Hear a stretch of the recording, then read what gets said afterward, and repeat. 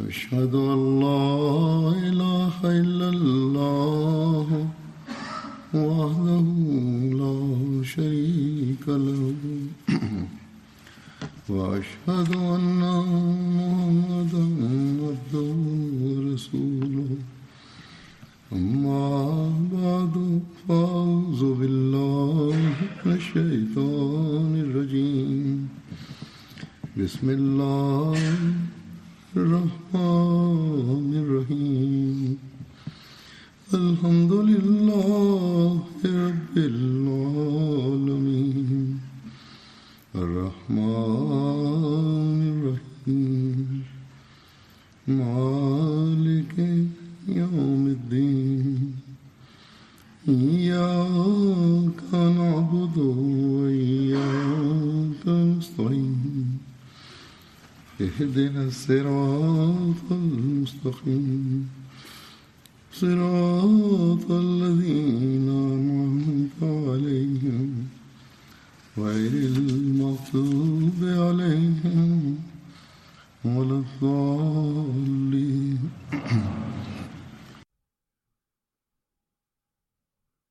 Ассаламу алейкум ва рахматуллах. Имя сподвижника, о котором я расскажу сегодня, Абу Талха, да будет доволен им Аллах. Его настоящее имя было Зайд. Он был из племени Хазрач, и он был вождем своего племени, и был известен по кунье Абу Талха.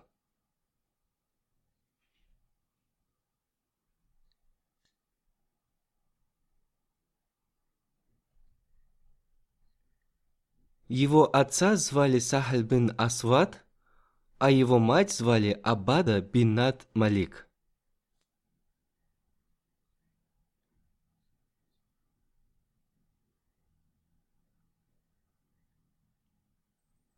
Он принес обет верности во время второй присяги при Акабе, и он принимал участие во всех битвах с участием посланника Аллаха, мир ему и благословение Аллаха.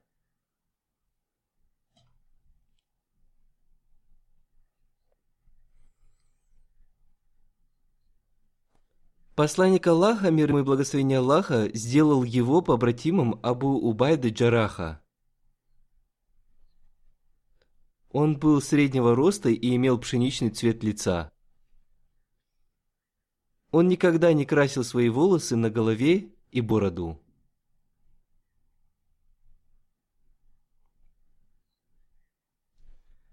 Его жену звали Умми Сулайм, первого ее мужа звали Малик бин Назар, и Хазрат Анас был их сыном.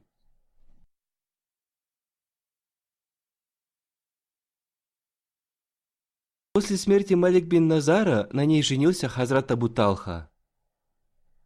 И в этом браке были рождены Абдулла и Умейр.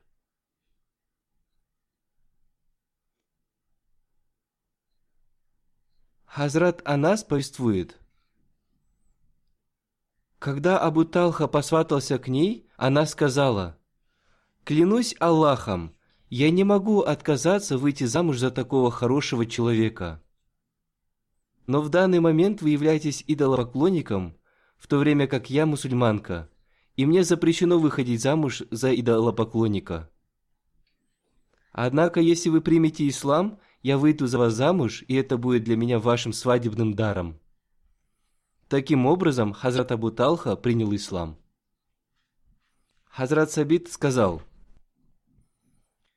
«Я не видел ни одной женщины, у которой был бы настолько почетный свадебный дар».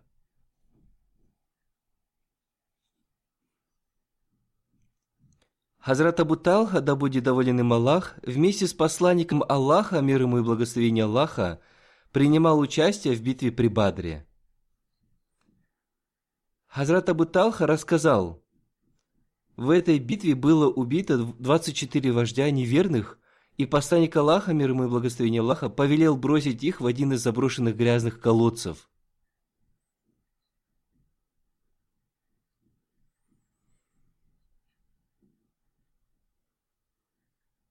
Когда посланник Аллаха, мир ему и благословение Аллаха, покорял какой-то народ, он оставался там на 3 дня. После победы в битве при Бадре он также оставался там на 3 дня. На 3-й день он повелел седлать свою верблюдицу. Затем он подошел поближе к колодцу, в который были брошены тела поверженных вождей, и, называя их по именам, говорил: «О, такой-то и такой-то, нашел ли ты то, что было обещано тебе? В то время как мы обрели то, что было обещано нам Богом».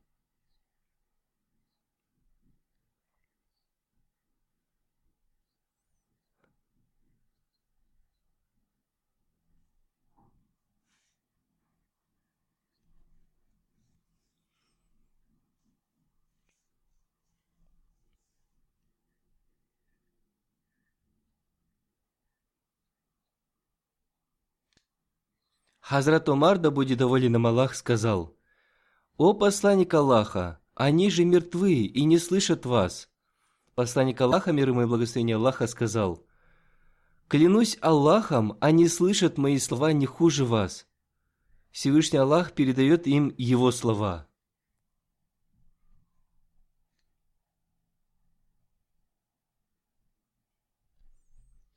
Сообщается, что Хазрат Анас, да будет доволен им Аллах, сказал: «В день битвы при Ухуде люди обратились в бегство, покинув пророка, да благословит его Аллах и да приветствует, и только Абу Талха стоял перед ним, прикрывая его своим щитом.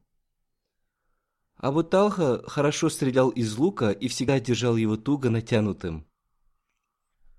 В тот день он сломал 2 или 3 своих лука, и когда какой-нибудь человек, у которого был колчан стрел, проходил рядом, пророк Аллаха, да благословит его Аллах и да приветствует, говорил ему: «Рассыпь их перед Абу Талхой».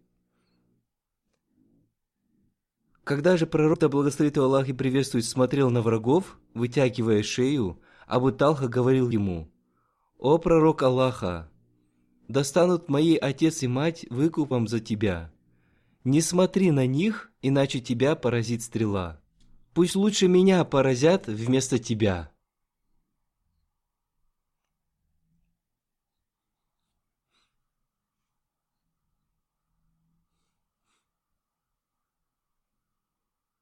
Хазрат Анас, да будет доволен им Аллах, повествует: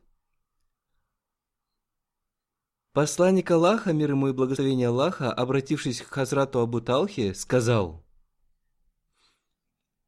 «Найди для меня юношу, который смог бы послужить мне в походе на Хайбар». Таким образом, Хазрат Абу Талха отвез меня к посланнику Аллаха, мир ему и благословение Аллаха, усадив на лошадь за собой. В это время я почти достиг совершеннолетия. Так я начал служить посланнику Аллаха, мир ему и благословение Аллаха.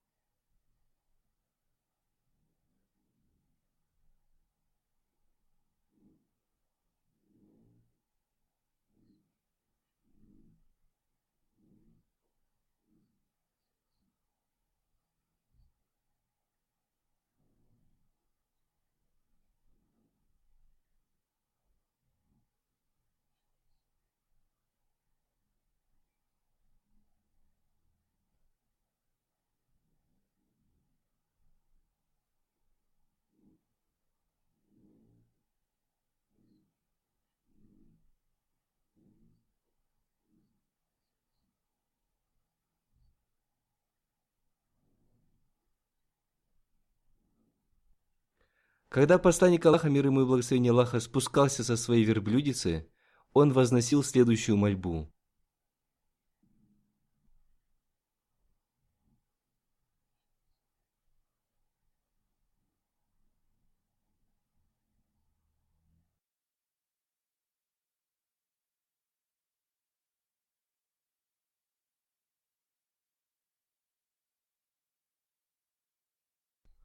«О Аллах, я прошу Твоего убежища от печали, бессилия, скупости, трусости, от бремени долгов и жестокости людей».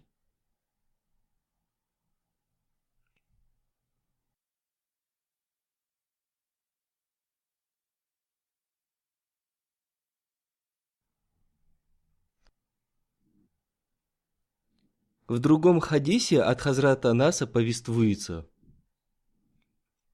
когда посланник Аллаха, мир ему и благословение Аллаха, переселился в Медину, у него не было слуги.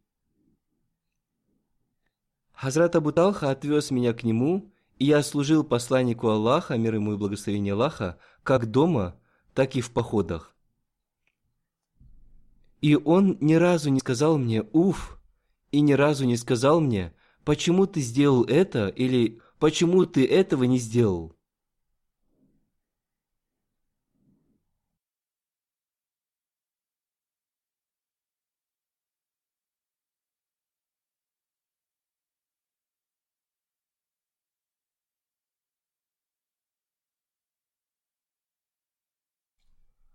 Хазрат Анас, да будет доволен им Аллах, повествует: однажды, когда мы вместе с посланником Аллаха, мир ему и благословение Аллаха, находились в одном из походов, он посадил свою супругу Софию на верблюдицу за своей спиной. Однако эта верблюдица споткнулась и упала. Увидев это, я тут же подошел к посланнику Аллаха, мир ему и благословение Аллаха, но он сказал мне: «Сначала узнай, что случилось с женщиной». И Хазрат Абу Талха, укрыв свое лицо, подошел к Хазрат Софии и помог ей. Затем он поправил седло на верблюдице и вновь усадил их на нее. Когда посланник Аллаха, мир ему и благословение Аллаха, вошел в Медину, мы окружили его, и он прочитал следующую мольбу: «Мы кающиеся, возвращающиеся, поклоняющиеся и восхваляющие своего владыку».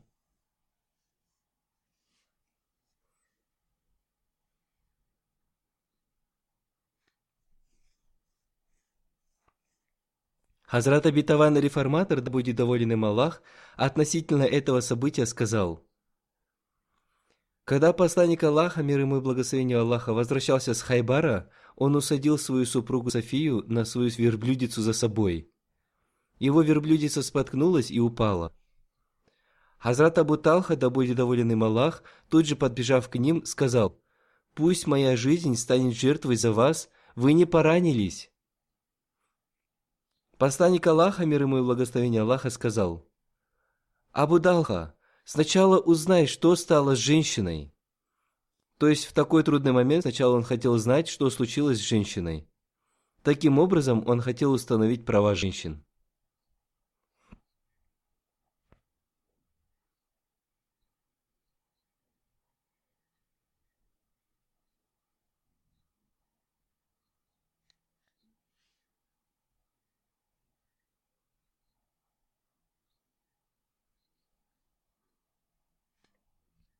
Хазрат Анас, да будет доволен им Аллах, повествует: перед атакой на Хайбар посланник Аллаха, мир ему и благословение Аллаха, там же совершил утренний намаз.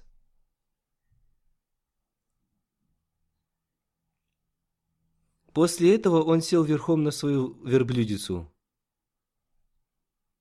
Я тоже сидел верхом на лошади за своим отцом Абу Талхой, который заставил свою лошадь скакать по улицам Хайбара.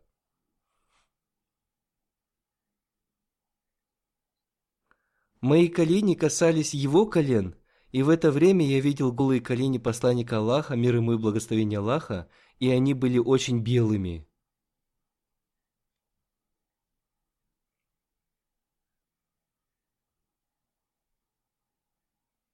Когда посланник Аллаха, мир ему и благословение Аллаха, вошел в Хайбар, он громким голосом повторял слова: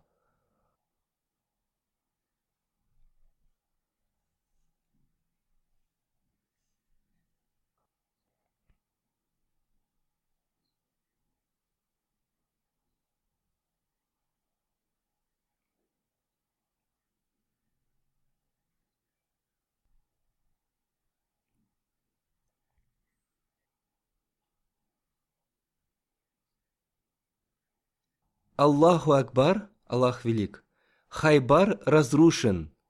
Всякий раз, когда мы наступаем на противника, это становится печальным утром для тех, кто был предупрежден». Что же касается иудеев, то утром они, как обычно, вышли из своих жилищ с лопатами и корзинами из пальмовых листьев, направляясь на поля и ничего не подозревая. Увидев же мусульман, они бросились назад с криками: «Мухаммад! Клянемся Аллахом, это Мухаммад и его пятерка!» Хазрат Анас, да будет доволен им Аллах, сказал: «После этого началась битва, и мусульмане одержали победу, и они также взяли много пленных». К посланнику Аллаха, мир ему и благословение Аллаха, подошел Хазрат Дихи Калаби и сказал: «О посланник Аллаха, дайте и мне одну из рабынь». И посланник Аллаха, мир ему и благословение Аллаха, отдал ему Софию.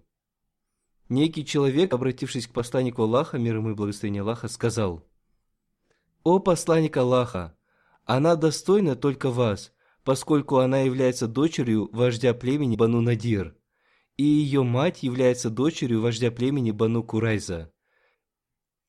И тогда посланник Аллаха, мир ему и благословение Аллаха, велел вернуть обратно Дхи Калаби. И, обратившись к Дхи Калаби, посланник Аллаха, мир ему и благословение Аллаха, сказал: «Выбери себе другую женщину и освободи ее». И Дхи Калаби выбрал себе другую женщину. Таким образом, посланник Аллаха, мир ему и благословение Аллаха, освободил Софию и женился на ней. Хазрат Умми Сулайм украсила Софию, и в эту же ночь состоялось их бракосочетание. Затем посланник Аллаха, мир ему и благословение Аллаха, в том же месте организовал свадебное угощение валима. Была постелена кожаная скатерть, и посланник Аллаха, мир ему и благословение Аллаха, велел всем принести то, что у них есть. Кто-то принес финики, кто-то масло, кто-то ячмень, и из этого и была приготовлена пища, которая стала его свадебным угощением. В другом месте повествуется о том, что после войны сподвижники стали восхвалять красоту Хазрат Софии. Они сказали посланнику Аллаха, мир ему и благословение Аллаха, что она достойна только его, поскольку является дочерью вождей этих племен. Тогда посланник Аллаха, мир ему и благословение Аллаха, выкупил ее у Дхи Калаби за 7 рабынь. Умми Сулайм украсила ее, и состоялось их бракосочетание.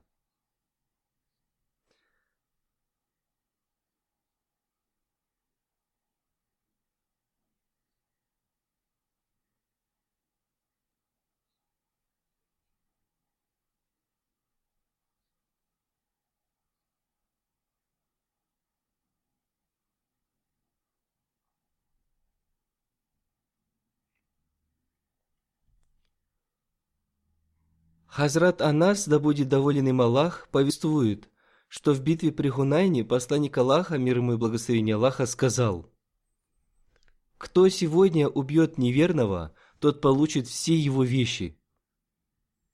Абу Талха в этот день убил 20 неверных и взял себе их вещи. Умми Сулайм сказала, что видела у него кинжал. Она спросила его: «Что это?» Он сказал: «Клянусь Аллахом, если ко мне приблизится неверный, то я вспорю этим его живот». Этот хадис передан Абу Даудом.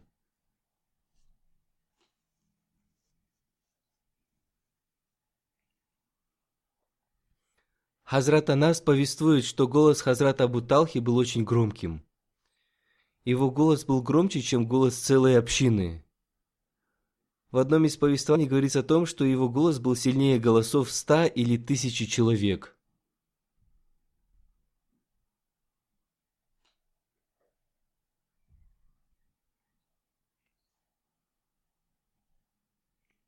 Хазрат Абу Талха скончался в 34 году по хиджре.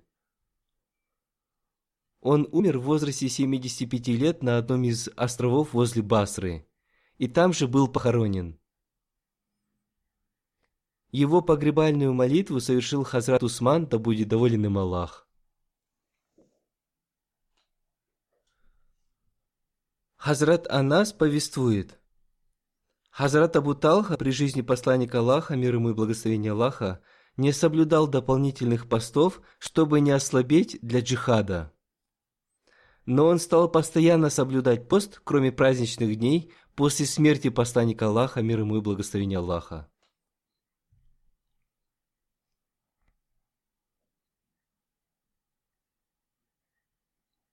В следующем повествовании говорится о том, каким гостеприимным человеком он был. Сообщается, что Абу Хурайра, да будет доволен им Аллах, сказал: однажды к пророку, да благословит его Аллах и да приветствует, пришел какой-то человек, сказавший ему: «Поистине, я изнурен голодом».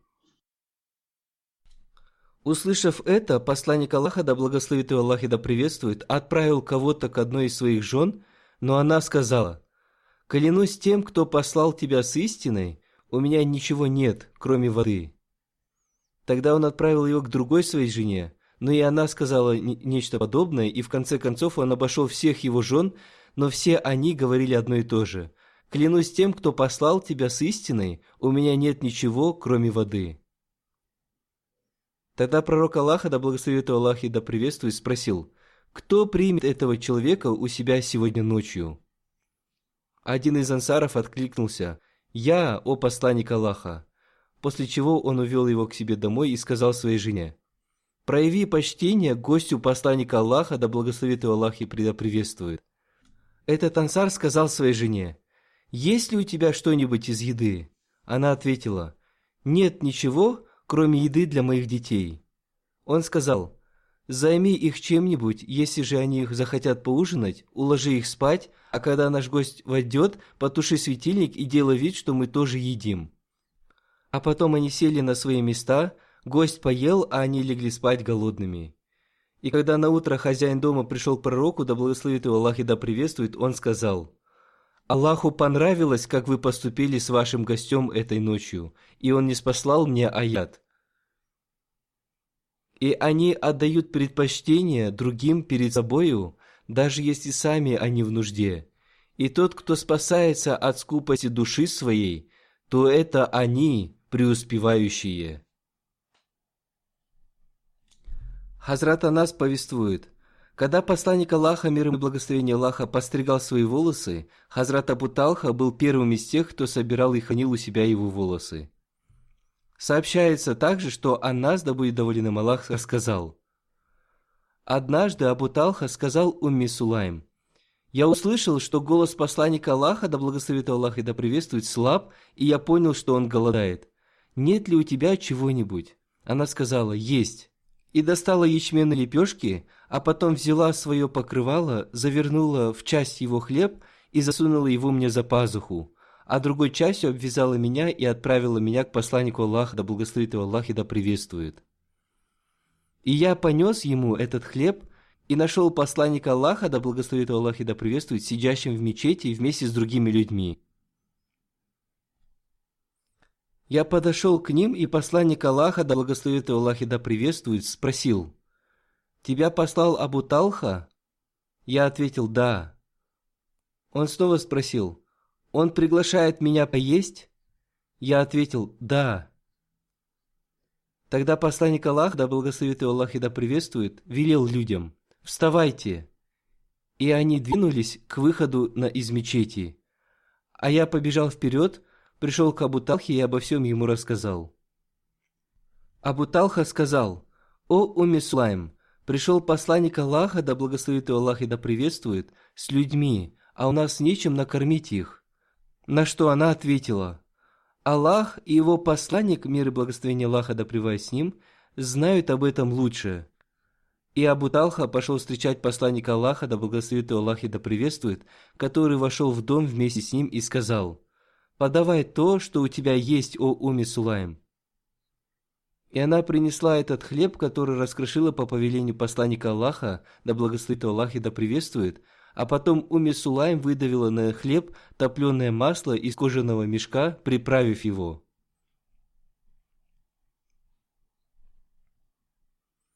После этого посланник Аллаха, да благословит его Аллах и да приветствует, произнес над ним то, что было угодно Аллаху, а затем повелел: «Впусти 10».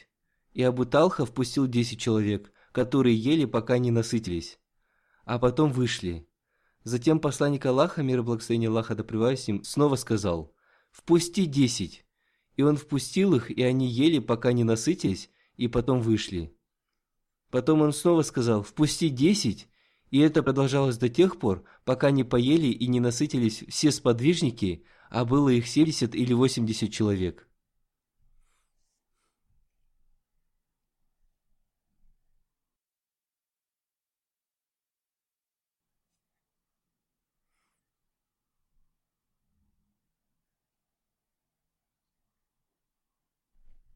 Анас рассказал, что среди ансаров больше всех финиковых пальм было у Абу Талхи. У него был один сад, который назывался Бейруха, и он очень любил его. Этот сад находился около масджид ан-Набави, мечети пророка.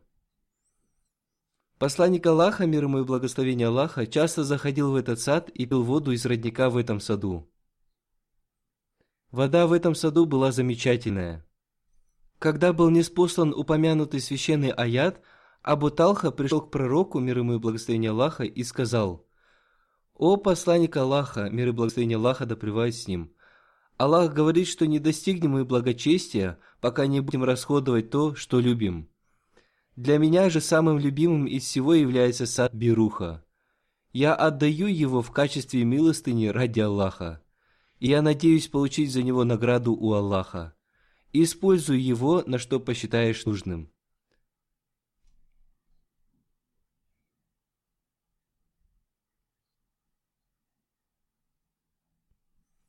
Пророк Аллаха, мир ему и благословение Аллаха, одобрительно встретив это щедрое пожертвование, сказал, что будет лучше, если Абу Талха разделит его между своими родственниками. Абу Талха согласился и подарил свой сад двоюродным братьям и другим родственникам.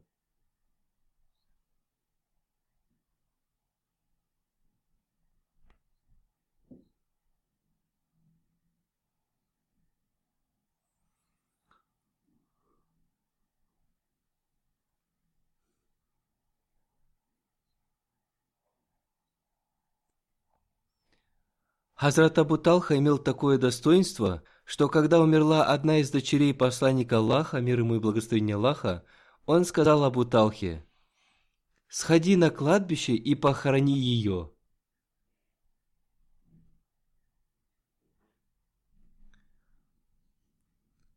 Хазрат Анас повествует: однажды жители Медины подумали, что на них кто-то напал, и очень испугались. Посланник Аллаха, мир ему и благословение Аллаха, сел верхом на лошадь Абу Талхи и выехал узнать, что случилось. Эта лошадь очень медленно передвигалась.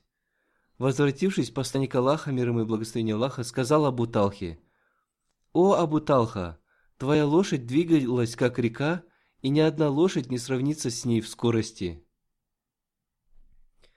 Хазрат Анас, да будет доволен им Аллах, рассказывал: пророк Аллаха, мир ему и благословение Аллаха, часто с нами общался и сказал как-то моему маленькому брату: «О Абу Умейр, что делает птичка?»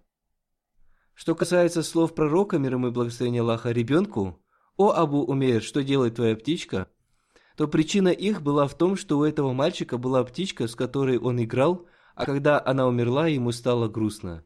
И по этой причине пророк, мир ему и благословение Аллаха, пошутил с ним, чтобы он не грустил.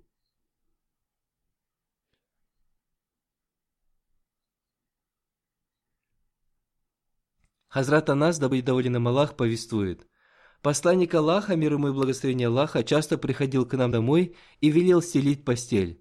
Он сидел на этой постели, а когда наступало время намаза, мы молились вместе с ним. Далее Хазрат Анас, да будет доволен им Аллах, повествует: когда родился мой брат Абдулла, Абу Талха сказал мне: «Отнеси его к пророку, да благословит его Аллах и да приветствует», послав вместе с ним несколько фиников. Я пошел к пророку, мир и благословение Аллаха да пребывает с ним, и увидел, что он смазывает свою верблюдицу каменноугольной смолой. Пророк Аллаха, да благословит его Аллах и да приветствует, спросил: «Есть с ним что-нибудь?» Она сказал: «Да, финики». И тогда пророк Аллаха, да благословит Аллах и да приветствует, взял их, разжевал, достал разжеванные финики изо рта и положил их в рот младенцу, назвав его Абдуллахом.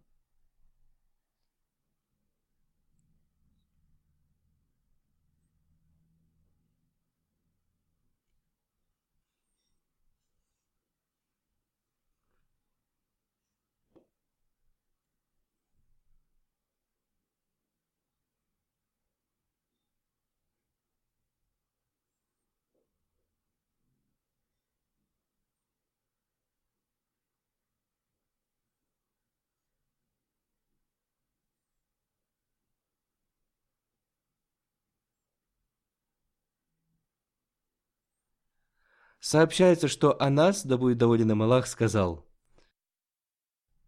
Умми Сулайм, мать ребенка, сказала: он полностью успокоился и подала ему ужин.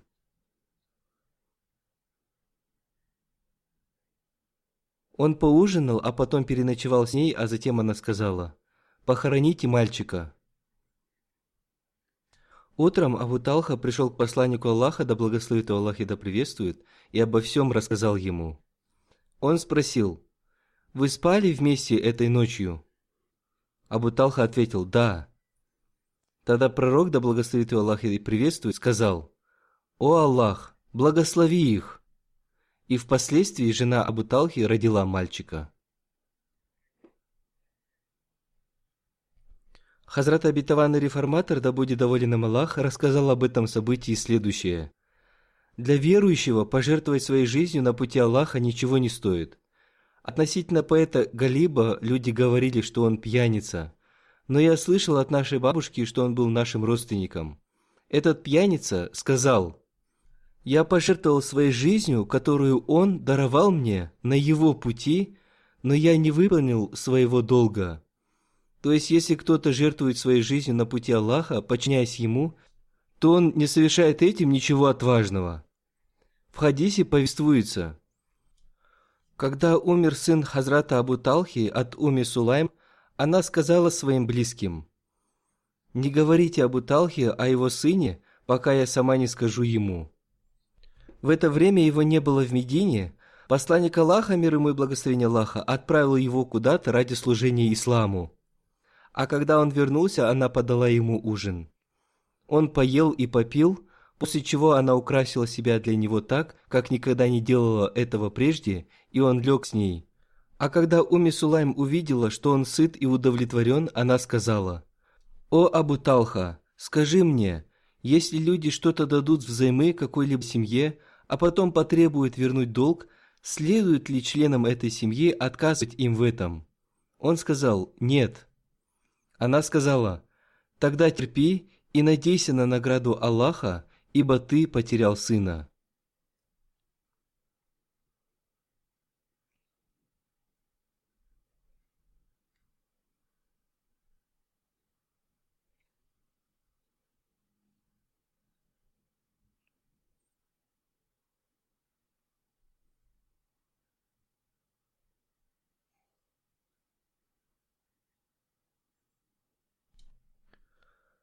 Один человек из числа ансаров сказал: «И я видел 9 сыновей, каждый из которых стал чтецом Корана, имея в виду сыновей после этого рожденного сына Хазрата Абу Талхи Абдуллаха».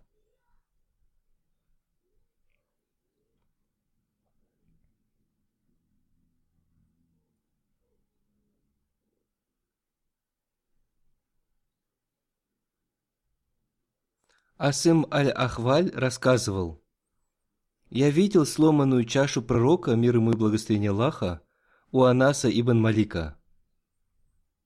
Ее части были скреплены серебряной проволокой. Это была красивая широкая чаша из красного дерева.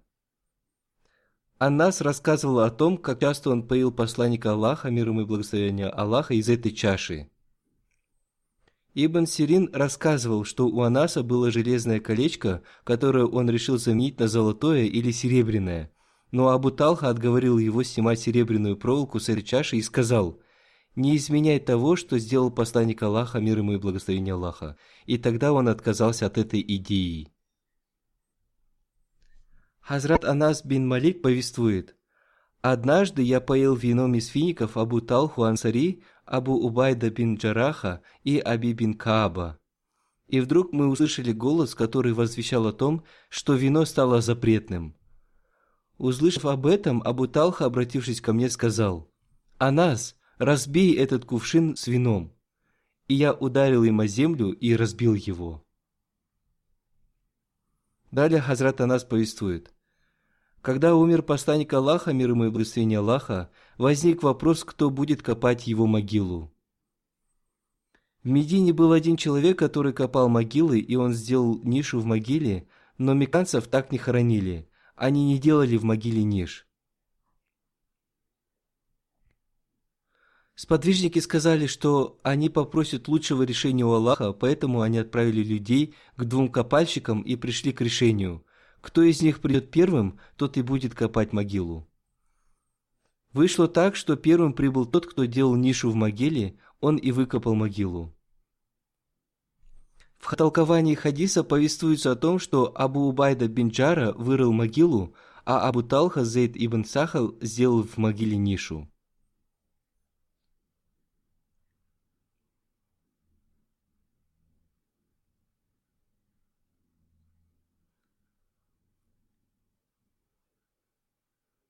Сейчас я расскажу об одном покойном и затем совершу по нему молитву джаназа.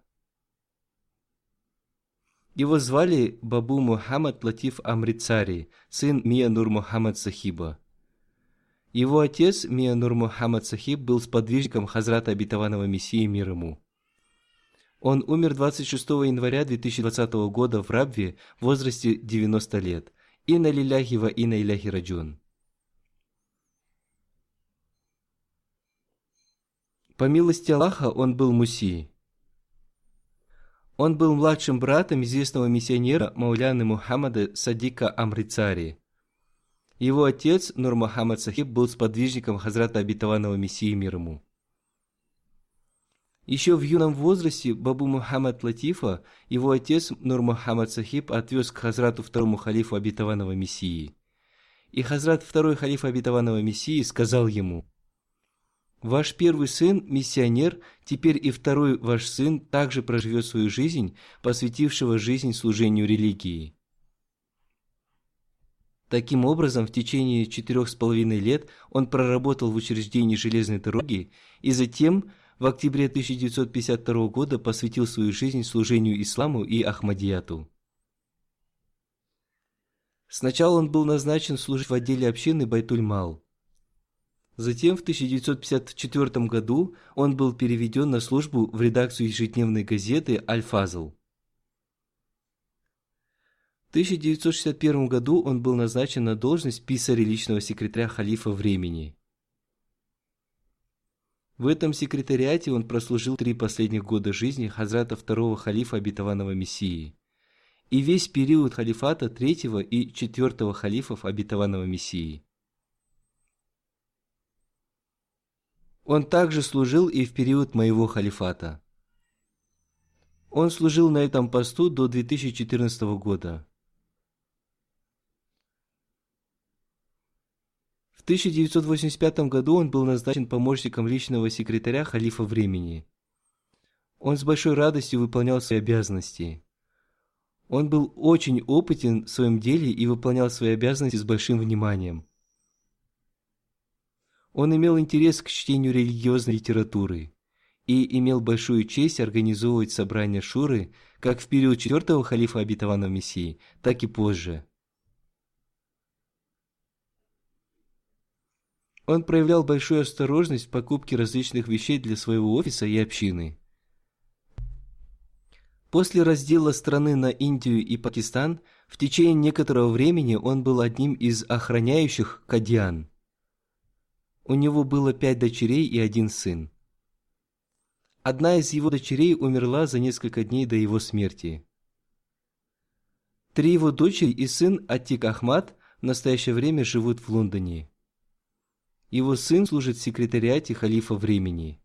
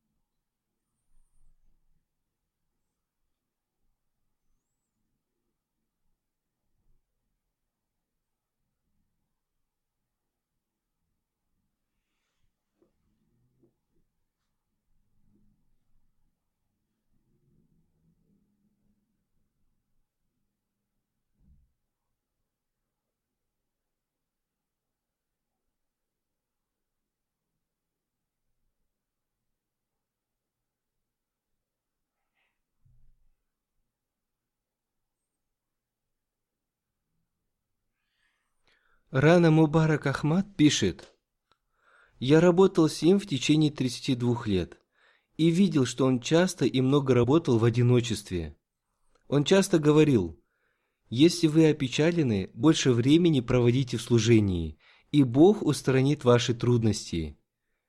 Если его подчиненные совершали ошибку, он всегда очень мягко разъяснял им это».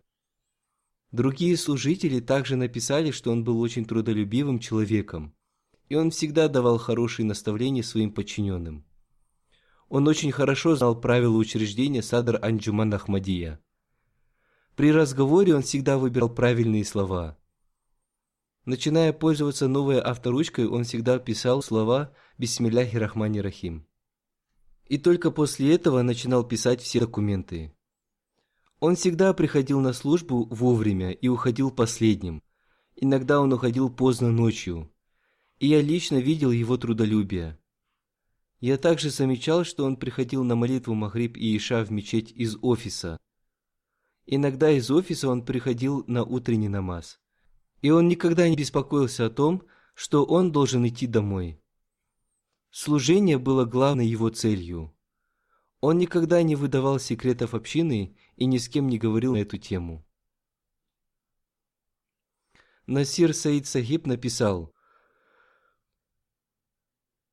когда в 1974 году Хазрат Третий халиф обетованного Мессии находился в Исламабаде, в парламенте Пакистана он был в составе его делегации.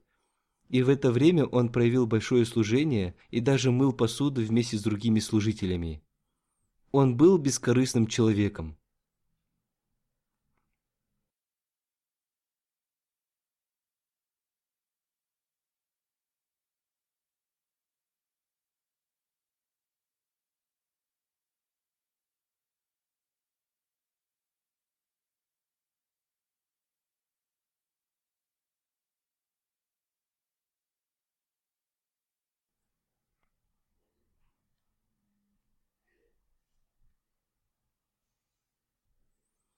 Пусть Всевышний Аллах простит его и увеличит его степени в раю. Пусть Всевышний Аллах продолжит его благие деяния в его потомстве. Аминь.